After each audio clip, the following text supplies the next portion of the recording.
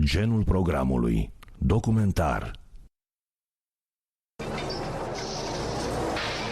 More than 100,000 earthquakes occur each year, some reaching catastrophic proportions. Quakes that take different forms.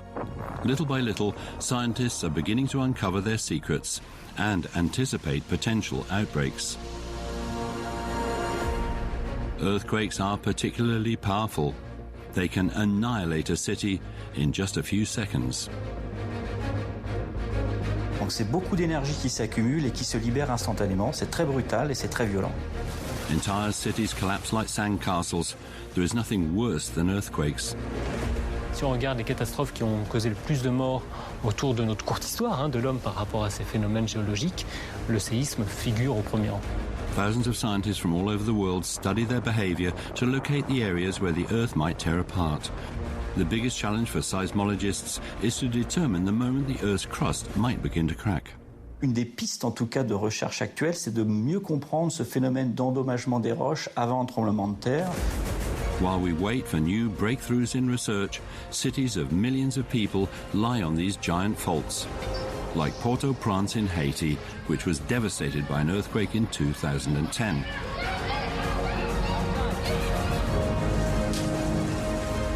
Tous les ingrédients négatifs étaient en place pour qu'un séisme de magnitude importante, enfin pas extrême, malheureusement conduise à la catastrophe qu'on a connue.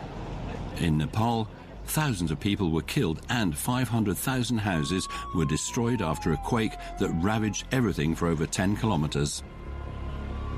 C'était une zone qui était surveillée depuis le début des années 2000 par du GPS qui mesure la déformation lente. Italy is under constant threat. On the 24th of August 2016, an earthquake shook an entire population and devastated the city of Amatrice. The earth began to tremble in every direction, causing dramatic destruction, and the risk is still present. Il est clair, c'est presque écrit, qu'il y aura d'autres séismes catastrophiques dans le centre de l'Italie. The next major disaster is indeed already here, beneath our feet. Impossible to detect on the surface, lurking in the depths. Tokyo, Istanbul, Los Angeles, some of the biggest cities in the world are under threat. Fortunately, our understanding of earthquakes is becoming more and more accurate.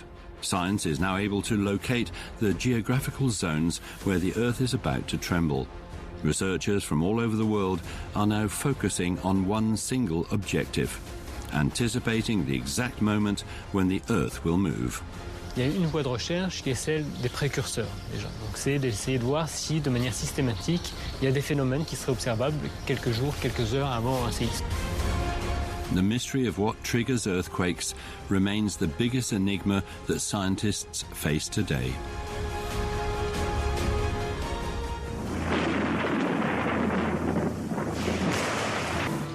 Earthquakes are among the most feared catastrophes in the world. The Earth splits into two, swallowing entire buildings. Houses crumble like a house of cards, and relief workers work night and day to save the lives of the people beneath the rubble. These images regularly circulate around the world. However, the violence of these earthquakes and the destruction they cause is also the expression of a healthy planet.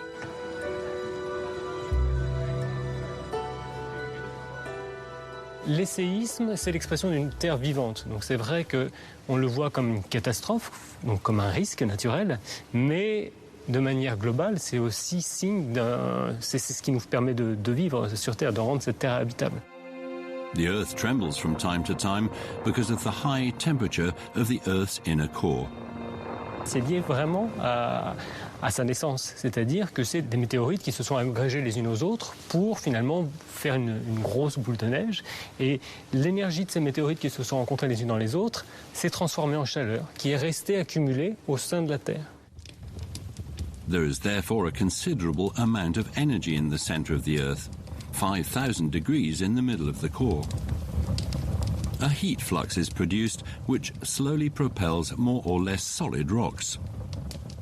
Cet intérieur de la Terre, ce qu'on appelle le manteau terrestre, en fait, ce sont des roches solides qui se défendent un peu comme du chewing-gum parce que certaines régions de ce manteau sont plus denses que d'autres, donc elles ont tendance à descendre par gravité. D'autres sont plus légères, donc en contrepartie, elles vont remonter.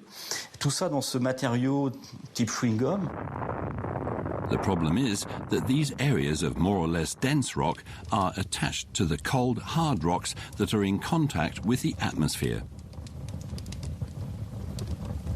These hard rocks make up the 12 large tectonic plates that shift on the surface, moving away from each other or colliding, from a few millimeters to several centimeters each year.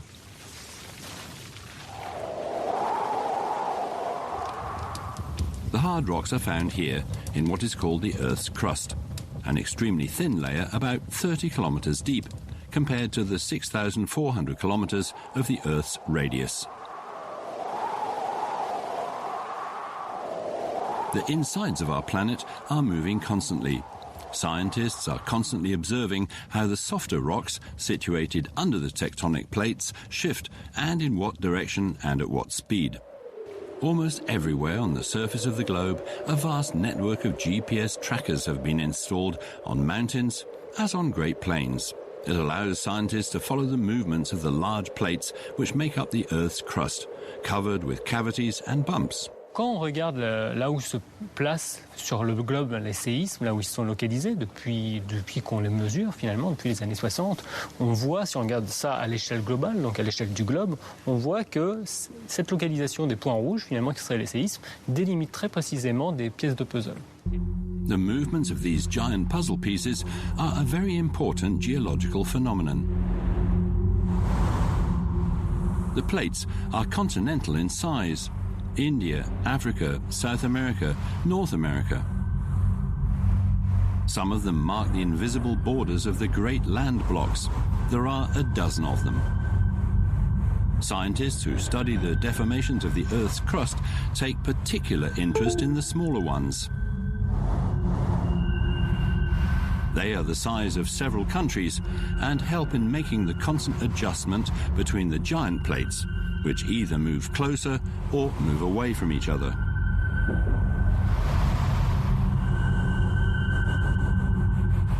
Parfois, il y en a des petites qui vont permettre d'accommoder des petits mouvements, justement. Il y a une grosse plaque qui va bouger, et pour permettre des petits mouvements, pour que tout reste sur cette terre, hein, il y a des petites plaques qui coexistent. These plates move relative to one another by a maximum of a few centimeters each year. They can move away from each other, creating deep hollows, or they can come together. In areas where the plates meet, we find that some slide against each other in a horizontal movement. Another possibility is that the plates overlap, one sinking under the other. This last process generates most of the earthquakes that affect human life.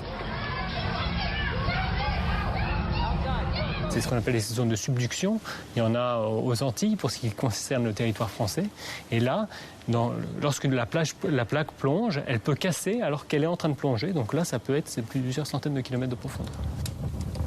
When the plates are no longer compressed together and crack violently, that's when an earthquake is produced. Donc c'est beaucoup d'énergie qui s'accumule et qui se libère instantanément. C'est très brutal et c'est très violent. Life on Earth reveals many surprises. Another type of phenomenon exists with much less violent consequences. Scientists call them intraplate earthquakes. Fractures can sometimes create earthquakes at the heart of large tectonic plates.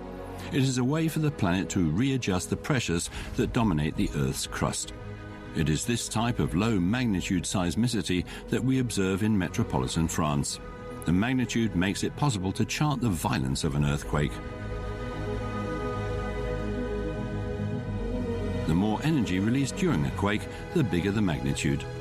It is thanks to the Richter scale that we can assess the strength of an earthquake. The measuring scale was invented in 1935 by American seismologist Charles Francis Richter and has no limit.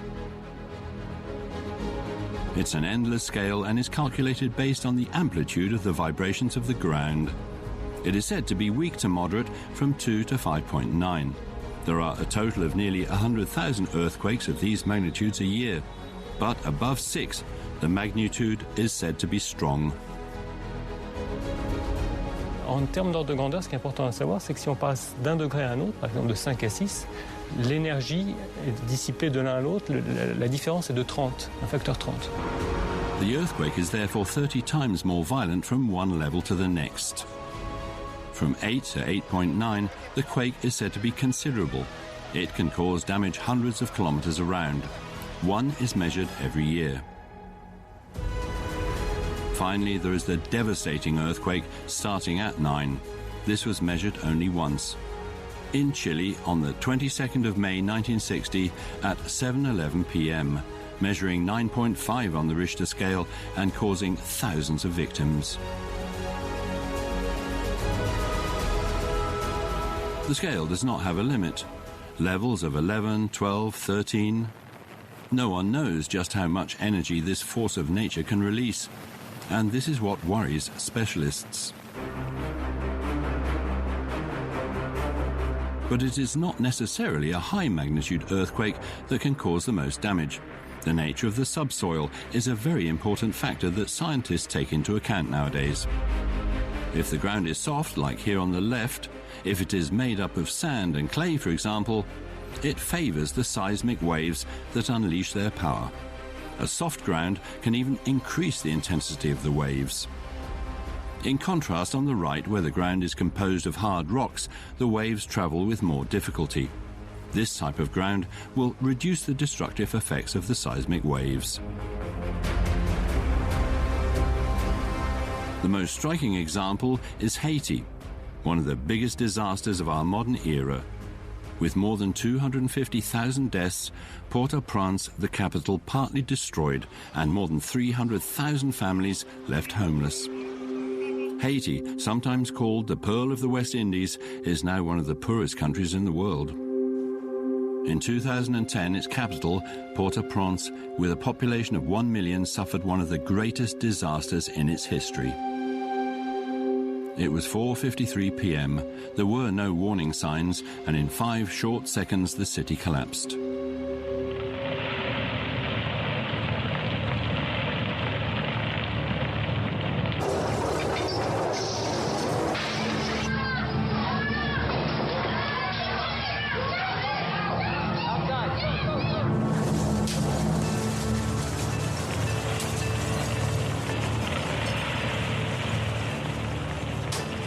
The great earthquake of 2010 was caused by a movement of the tectonic plates that specialists know all too well. The North American plate shifted towards that of the Caribbean. Ces deux plaques ont tendance à coulisser l'une par rapport à l'autre, comme s'il s'agissait finalement de deux trains qui glisseraient sur les rails d'un même quai, d'accord, dans les sens inverses, l'un par rapport à l'autre. Et c'est ça qui provoque les frottements, c'est ça qui provoque le séisme.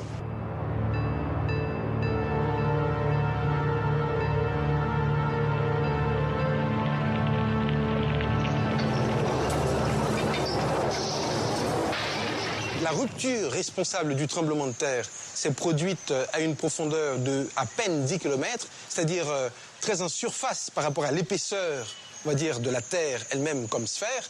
Et c'est l'extrême superficialité, la proximité par rapport à la surface qui est responsable de la très grande résonance que ça peut avoir à la surface. Donc si ça s'était produit beaucoup plus en profondeur dans le sol, on en aurait moins ressenti. Donc plus la rupture se fait à proximité du sol, plus les effets en sont bien entendu sensibles. The earthquake was caused by these two plates that have been battling for millions of years.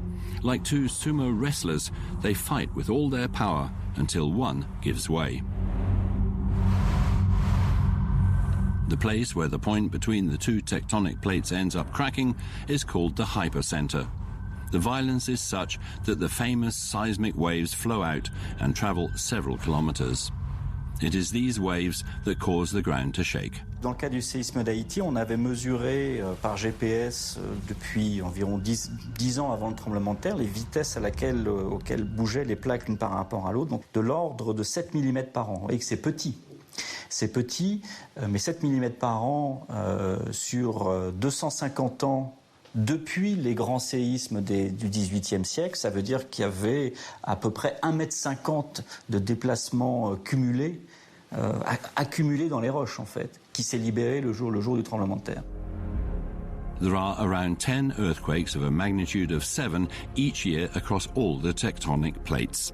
But unlike other quakes, in Haiti the result was abominable.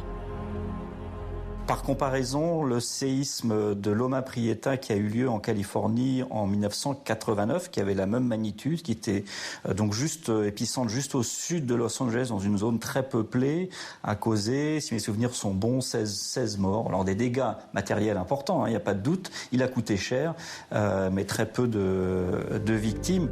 A quake of the same magnitude, but 250,000 dead and more than 300,000 left homeless in Port-au-Prince. But how can we explain such a difference? L'extension urbaine de Port-au-Prince s'est faite de façon totalement incontrôlée. Les gens se sont installés dans les ravines, c'est-à-dire dans les torrents, dans les lits des rivières, se sont installés sur des pentes beaucoup trop fortes. Et surtout, on a construit les maisons avant même d'avoir pensé à créer les rues, les voies d'accès. De sorte qu'après le tremblement de terre, les ambulances, les secours ont eu tout le mal du monde à parvenir auprès des sinistrés, auprès des gens qui en avaient besoin. What's more, conventional construction standards had not been followed. Reinforced concrete buildings that would have better resisted the tremor collapsed to the ground. Less than 10% of the buildings in the capital had undergone safety inspections. La qualité du bâti, la qualité de la construction est extrêmement médiocre. Les sismologues disent souvent que les séismes ne tuent pas, ce sont les bâtiments. Bon, c'est une trivialité, mais le séisme d'Haïti l'a bien montré, ce sont des bâtiments fragiles, la grande quantité de bâtiments fragiles qui ont été la cause de la catastrophe. Alongside the buildings which were not resistant to the tremors generated by the seismic waves was what scientists call the epicenter, the place where the rupture began. It was identified just 25 kilometers from Port-au-Prince, next to Léogâne. From the moment of the rupture, the seismic waves, those which shake the ground, arrived like a tsunami on the capital. The waves are classed into two categories and do not have the same effects on buildings.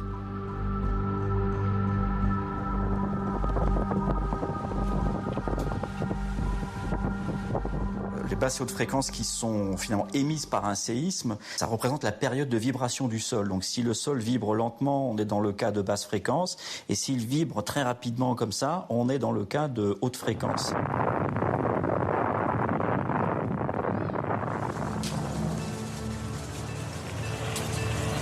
Les basses fréquences impactent particulièrement les bâtiments de plusieurs étages. En fait, plus la fréquence est basse, plus au premier ordre, les bâtiments de grande taille vont être affectés. Les hautes fréquences affectent les bâtiments de petite taille. Donc, tous les bâtiments, finalement, ne sont pas égaux face au séisme. Imaginez, vous êtes sur un tapis et quelqu'un vient tirer le tapis comme ça. Vous subissez une accélération. Si vous êtes un bâtiment, vous subissez un effort qui peut vous faire tomber. Last factor, while some neighborhoods resisted the shock, others literally collapsed. And it is the nature of the soil that is responsible. Les bâtiments construits dans certains quartiers ont bien réagi. Et puis, dans certains cas, vous traversez la rue, vous arrivez dans une autre configuration, un autre quartier, le même type de bâtiment, ça a moins bien réagi. Donc on sait depuis longtemps que non seulement il faut bien construire, mais il faut aussi construire en fonction du sol sur lequel on se trouve. On ne se rend pas compte quand on circule, qu'on a l'impression que voilà, ce qu'il y a sous nos pieds, c'est pareil partout. Pas pour les ondes sismiques, dans certaines zones, et ça peut varier à l'échelle de quelques dizaines de mètres. On passe de rochers qui va affleurer en surface, sur lesquels sont construites des maisons, à des zones beaucoup plus molles qui ont la mauvaise propriété d'amplifier les ondes sismiques. On a des effets qu'on appelle de sites. Donc, comme son nom l'indique, c'est des sites particuliers qui vont amplifier les ondes sismiques. Ça peut être lié à de la géologie. C'est-à-dire qu'on a par exemple des formations géologiques très meubles qui vont amplifier, ça va être comme un gâteau mou, là, le jelly anglais, là, qui va faire rebondir les ondes, ou des reliefs, des collines au sein desquelles les ondes vont se retrouver piégées, vont rebondir, et ça va être comme un phénomène d'écho. Et ça peut localement amplifier les ondes sismiques, donc les dégâts. Within some tens of meters, when a seismic wave arrives at the surface, it can be strongly amplified because of an unfavorable ground. It is one of the lines of inquiry subject to in-depth research by specialists. Mapping the soil variability has become crucial in understanding how the seismic waves will behave. A soft ground which reinforces the waves. This was the case of this luxury hotel. A 7-story establishment with 145 rooms. Nearly 70 people died there in the earthquake. There were a few survivors, like Françoise, accompanied that day by her cousin. Il y avait le cendrier de Coralie qui a commencé à bouger un petit peu. On s'est échangé un regard d'incompréhension, puisque j'ai pas très bien capté ce qui se passait.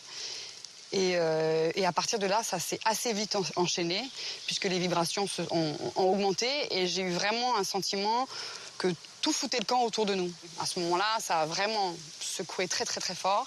J'entendais pas de bruit précis, mais plutôt un bruit sourd, un peu comme dans les films en fait, où on a l'impression d'entendre bouh.